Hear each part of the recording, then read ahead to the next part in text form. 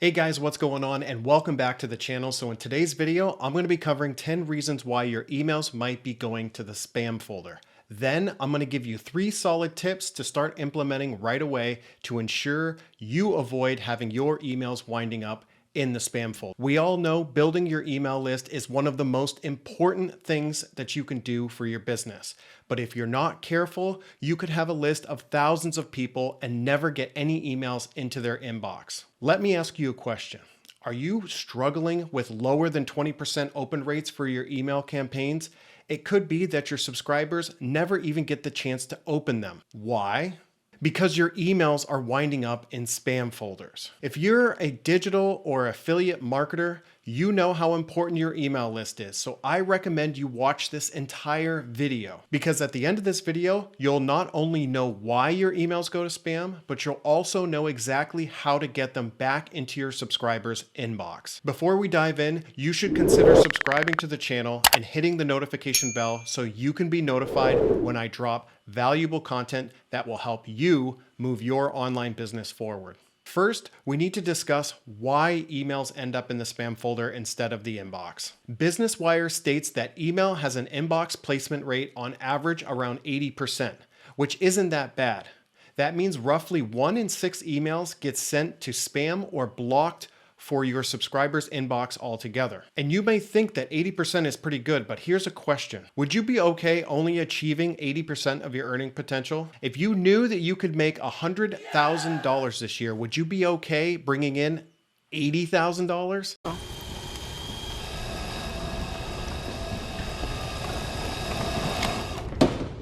How about no? Because when we talk about the percentage of your emails going to spam, there's really a bigger issue here. You're losing out on profits you could have earned had your email campaigns gone straight to your customer's inbox. This is why you really need to pay attention why your emails go to spam in the first place. Otherwise, you're leaving a bunch of revenue on the table.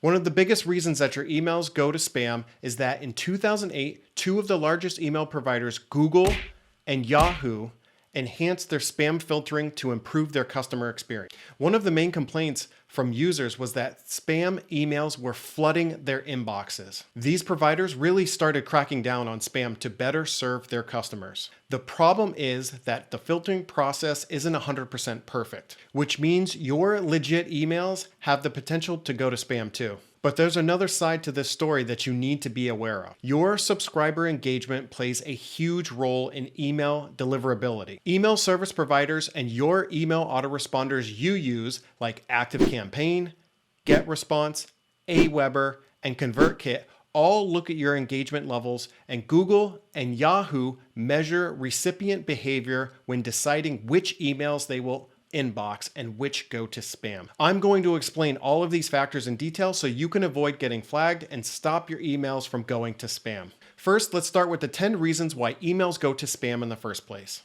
Then I'll discuss 3 actionable solutions to get your emails back into your subscribers' inbox where they belong so you can earn more money. Number 1, you're not targeting the right audience. Remember how I just mentioned that subscriber engagement plays a role in email deliverability. When your emails start getting marked as spam, it could be because you have low engagement rates. One of the telltale causes of low engagement rates is having the wrong audience opting onto your email list in the first place. I know we're told from day one as online marketers that we need to grow our email list to be as large as possible. The goal is to grow a population as large as possible.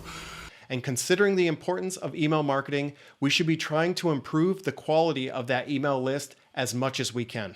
But rather than getting as many subscribers onto their list as possible, marketers should be focusing on getting the right kind of subscribers. So how do we do that?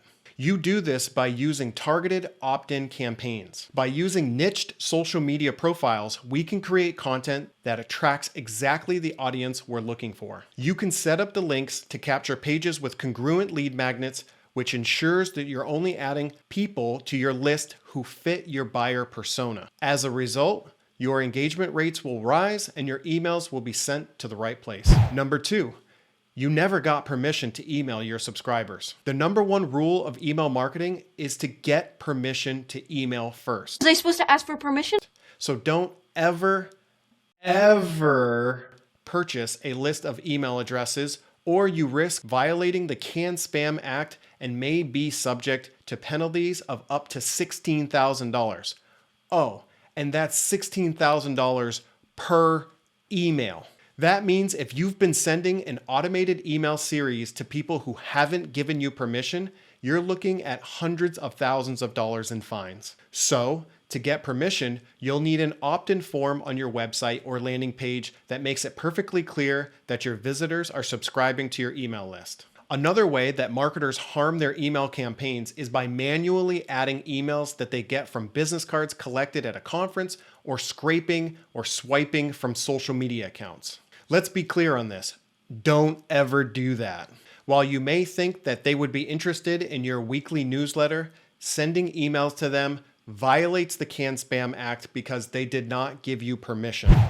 Number 3, your IP address is or has been flagged for spam. Even if you never intend to send spam yourself, your emails could get flagged if your IP address was used for spam in the past. If you send your campaigns through an email marketing service or autoresponder software, your email is delivered through their dedicated servers. So even if one customer sends spam, it could affect your deliverability as well. That's why providers such as ActiveCampaign don't love affiliate marketers, because they have been known to spam crappy offers daily to their list, which leads to the subscriber to hit the spam button. Pretty much every email marketing service is vigilant about keeping their reputation intact. They have strict procedures and regulations in place to prevent these types of things. In general, you should be fine if you stick to a reputable email service provider. Number 4, you have low engagement rates.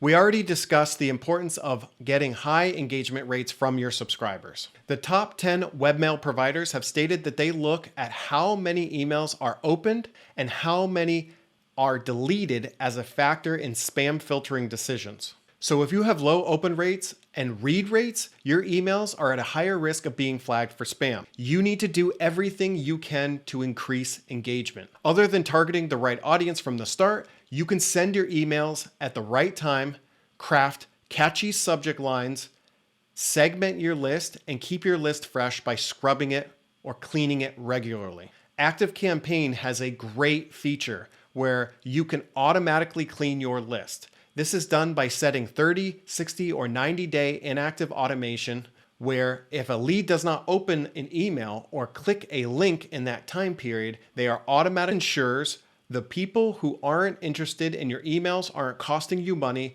and the health of your list campaign. I'll leave a link down below for you to copy my same automations to clean up your lists. If you're getting value out of this video, it would help the channel immensely if you could tap that thumbs up button and comment down below how many email subscribers you guys have on your list, and if you want more content just like this. Number 5, your subscribers don't remember you. The second most common reason why emails never reach the inbox is spam complaints. Fuck this shit, I'm out. Fuck this shit, I'm out. No thanks, don't mind me. Every time a subscriber reports the email as spam, the complaint gets recorded by the mailbox provider regardless of whether or not the email was spam. Unfortunately, this is something we cannot control. Once the complaints exceed a certain threshold, all future campaigns skip the inbox and go straight to the spam folder. So this begs the question, why would a subscriber flag your email as spam if it isn't spam? Well, the most likely reason is that they simply don't remember you. Even though they gave you permission to email them, so much time may have passed that they don't even remember doing it, so they think that you're sending them spam. People who have not requested it is called spamming. To prevent this from happening, make sure that you're sending them value emails frequently, even as much as 3 to 5 times per week, and the branding in your emails is memorable. This includes using the same images, colors, typography, etc. The more you tell your story and keep an open loop at the end of your emails, the more chances you have of them opening up subsequent emails. Also, make sure the from line is from a name that they will recognize. It also helps to personalize your email copy to the person you're sending it to. Always collect the first name of your email subscriber so you can address them properly, so they feel like the email was personalized specifically for them. It helps to build the know, like, and trust factor all online marketers are after. To make sure they don't report your emails as spam, you'll want to provide an easily accessible unsubscribe link, which is normally automatically done at the bottom of the email. That way, they'll simply opt out of your list instead of reporting you as spam. Most email recipients are trained to look for the unsubscribe button at the bottom of your email, so make sure that it's there, but don't draw unnecessary attention to it. Otherwise, you'll lose subscribers who have potentially become lifelong customers. Thus, increasing the lifetime customer value, or LCV, of each lead on your list. Number 6, you have low mailbox usage. In email service providers' spam filtering algorithms, they look at the ratio of active to inactive email accounts on your list. An inactive email account is an account that hasn't been used for a long time or is rarely used. If you're mailing a campaign to a large number of email addresses that appear to be inactive, that's a huge red flag to spam filters. To prevent this, like I mentioned earlier, automate the cleanup of your email list of any subscribers who haven't engaged with your campaigns in a while. I like to send short emails once every couple months asking for a specific question, which ensures a high chance that they will respond, thus keeping them on my list for a longer period of time. Number 7, your subject line is misleading. As the Can Spam Act states, it's against the law to intentionally mislead someone with your subject line to induce them to open your message. What you want to do is invoke curiosity without baiting them with subject lines that have words like urgent or make false money claims. This is a gray hat tactic you should avoid. Instead, you should find a better way of creating strong subject lines that aren't misleading and are 100% honest. Number 8, you fail to include your physical address. Legally, you must include your physical address. That could be your current street address, a post office box that's been registered with the US Postal Service, or a private mailbox. This information is usually just above your unsubscribe button at the bottom of your email campaign. Just as a recommendation, you should get a PO box for business purposes so you don't have to broadcast your home address. Number 9, you're not learning from your mistakes. We already touched on the importance of adding an unsubscribe button, but it's an essential concept that we must dive deeper into why it's so crucial. No matter how valuable you think your email campaigns are, you still need to give your subscribers a way out. Unsubscribe. If you don't, you could get spam complaints at best or slapped with thousands of dollars in fines at worst. At the bottom of your emails, include an unsubscribe link or similar opt-out feature.